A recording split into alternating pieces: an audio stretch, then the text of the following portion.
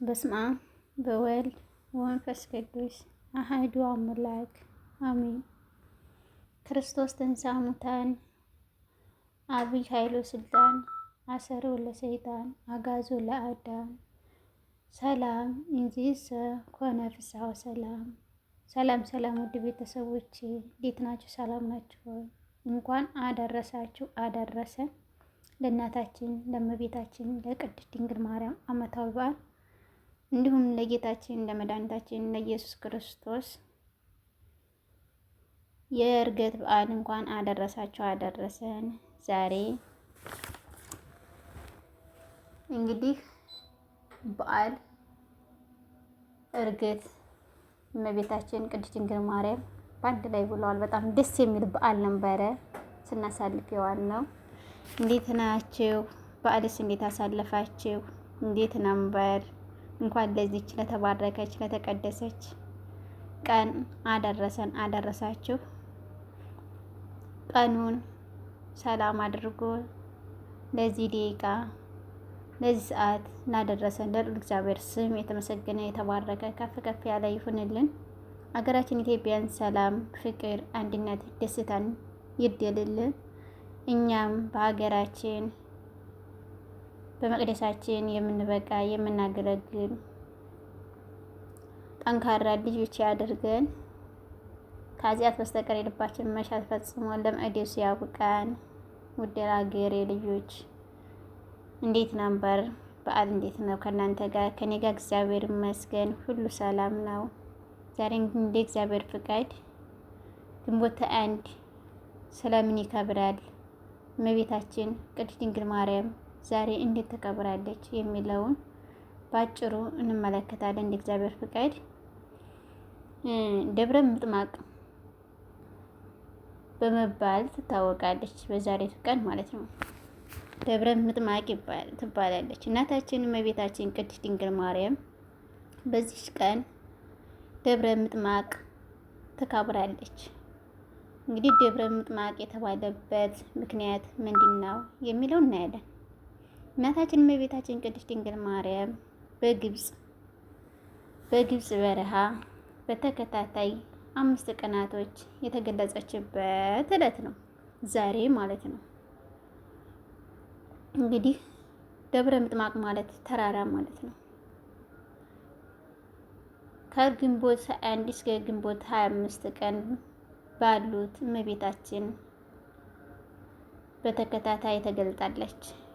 ደብረ ምጥማቅ ላይ የተባለች ቤተክርስቲያን አንድ ቤተክርስቲያን ነበረች።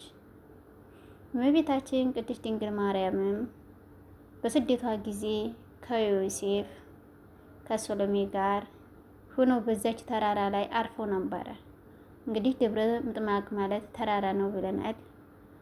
እንግዲህ በዛ በተራራ ላይ በስደቷ ጊዜ እመቤታችን ቅድስት ድንግል ማርያም ከነ ዮሴፍ ከነ ሰሎሜን ጋር ጌታችን መድኃኒታችን ኢየሱስ ክርስቶስን ይዛ አርፎ ነበር። ጌታችን የ2 ዓመት ልጅ ነበር በዛን ሰዓት ማለት ነው።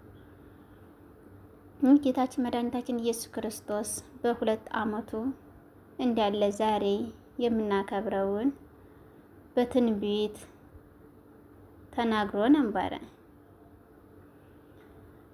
ምን በሚል ተናገረ?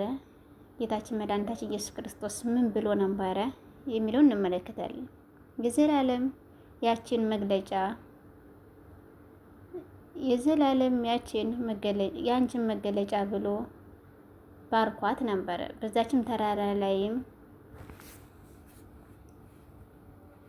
እንግዲህ ጌታችን መድኃኒታችን ኢየሱስ ክርስቶስም በዛች ተራራ ላይ እመቤታችን ቅድስት ድንግል ማርያምን ምን ብሏት ነግሯት ነበረ? እንግዲህ የ2 ዓመት ልጅ እስካለ ነው እንዳለን እንደዛ ብሎ ለእናቱ ለእመቤታችን ለቅድስት ድንግል ማርያም የነገራት መገለጫሽ ነው ብሎ ነገራት። እናቴ በዚህችም ተራራ ላይ በስምሽም ቤተ ክርስቲያን ይሰራል አላት። እንግዲህ ጌታችን መድኃኒታችን ኢየሱስ ክርስቶስ በዚህ ተራራ ላይ በአንቺ ስም ቤተ ክርስቲያን ይታነጻል ይሰራል ብሎ ነግሯት ነበረ። በዚህችም ቀን እመቤታችን ከቅዱሳን ጋር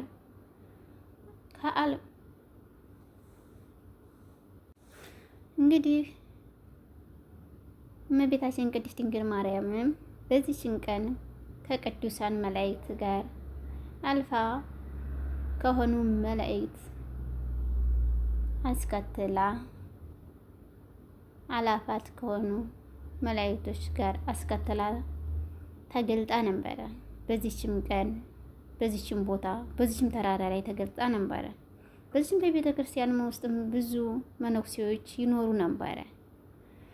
ስለምንድን መጣሽ ስንል በዛ ተራራ ላይ ስለምንድን ተገለጸች ስንል እመቤታችን ቅድስት ድንግል ማርያም ምትባርካቸው ተገለጸች።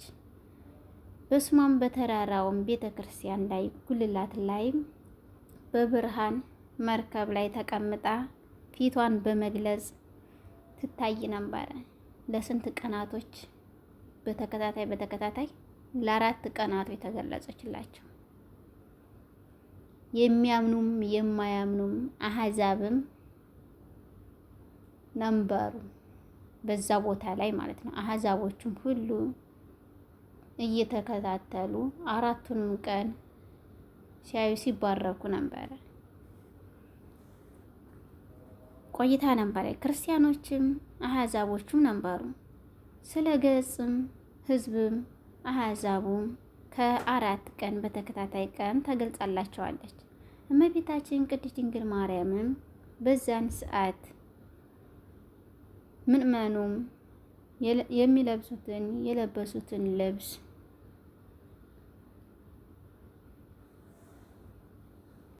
የለበሱትንም ልብስ እንትን ያሉ ይወረውሩላት ነበረ። በዛችም ቀን ሲለምኗት የለመኗትን ታሳካላቸው ትፈጽምላቸው ነበረ። መሐረባቸውንም ይወረውሩላት ነበረ። የለበሱትን መሐረብ ማለት ነው። እሷም የወደደችውን ተቀብላ ባርካ ተሰጣቸው ነበር። እውነት መታደል እኮ ነው።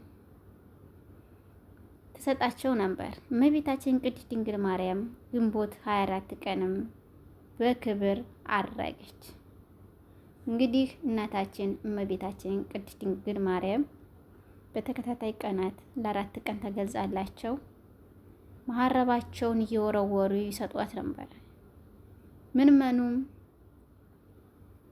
እየባረከች የምወደውን እየባረከች ተወረውርላቸው ነበር። እመቤታችን ቅድስት ድንግል ማርያም ትመልስላቸው ነበረ። በረከቷ፣ ረድኤቷ፣ አማላጅነቷ ከኛ ከኃጢአተኞቿ ልጆች ጋር ትደርብን። እመቤቴ ድንግል ማርያም ሀገራችንን የአስራት ሀገሯን ትጠብቅልን።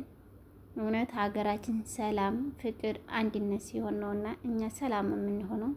በሀገራችን ላይ ገብተን ራሱ የምንረጋጋው ምንም ባይኖረን እንረጋጋለን። ሀገር ሰላም ከሆነ፣ ሰላም ካልሆነ ግን ያለንም ጥለን እንደገና ስደት እንመጣለን። እግዚአብሔር አምላክ የድንግል ማርያም ሀገራችን ኢትዮጵያን ሰላሙን፣ ፍቅሩን ይደልልን። ለህዝቡ ፍቅር፣ ለሀገራችን ሰላም፣ መስማማትን፣ አንድነትን፣ የድሮ ማንነት ፍቅሩን ይደልልን። እንግዲህ ዛሬ ባጭሩ ስለ እመቤታችን ይሄን አይተናል።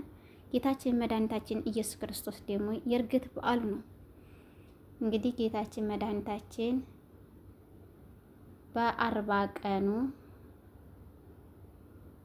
አርጓል፣ ወደ ሰማያት አርጓል ማለት ነው። ዳግማ ትንሣኤ ደግሞ አለ።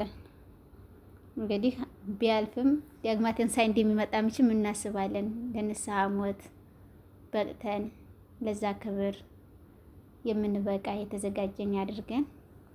እንግዲህ ጌታችን መድኃኒታችን ኢየሱስ ክርስቶስ ደቂቃችን ሰዓት ፈቅዶ ወዶ ላቆየን ለልዑል እግዚአብሔር ስም የተመሰገነ የተባረከ ይሁንልን። ዛሬ 2 በዓላቶችን በአንድ እናከብራለን። የእመቤታችን የቅድስት ድንግል ማርያም እና የጌታችን የመድኃኒታችን ኢየሱስ ክርስቶስ የእርገት በዓሉን እናከብራለን ማለት ነው። አረገ በስብሐት አረገ በእልልታ በስብሐት በእልልታ አረገ በእልልታ አረገ በስባት አረገ በልልታ በስባት በልልታ አረገ አረገ በልልታ ሞትን ድል አድርጎ የሰራዊት ጌታ አረገ አረገ በልልታ አረገ በስባት አረገ በልልታ በስባት በልልታ አረገ አረገ በልልታ ሞትን ድል አድርጎ የሰራዊት ጌታ አረገ አረገ በልልታ አረገ በስባት አረገ በልልታ በስባት በልልታ አረገ አረገ በልልታ ሞትን ድል አድርጎ የሰራዊት ጌታ አረገ አረገ በልልታ አረገ በስባት አረገ በልልታ በስባት በልልታ አረገ አረገ በልልታ ሞትን ድል አድርጎ የሰራዊት ጌታ አረገ አረገ በልልታ። አሚን አሚን። ስለ መዝሙሩ ባለቤት የልዑል እግዚአብሔር ስም የተባረከ የተቀደሰ ከፍ ከፍ ያለ ይሁንልን። እኔ ባጎደልኩት ድንግል ማርያም ከነ ልጇ አቃንታ አሟልታ ታሳርግልኝ። እንደኔ ኃጢአትነት እንደኔ በደልነት እንደኔ ክፋትነት ሳይሆን እንደሷ ቸርነትና ምሕረት ተቀበልኝ ታሳርግልኝ። ወስብሐት ለእግዚአብሔር ወለመስቀሉ ክቡር። ይቆየን።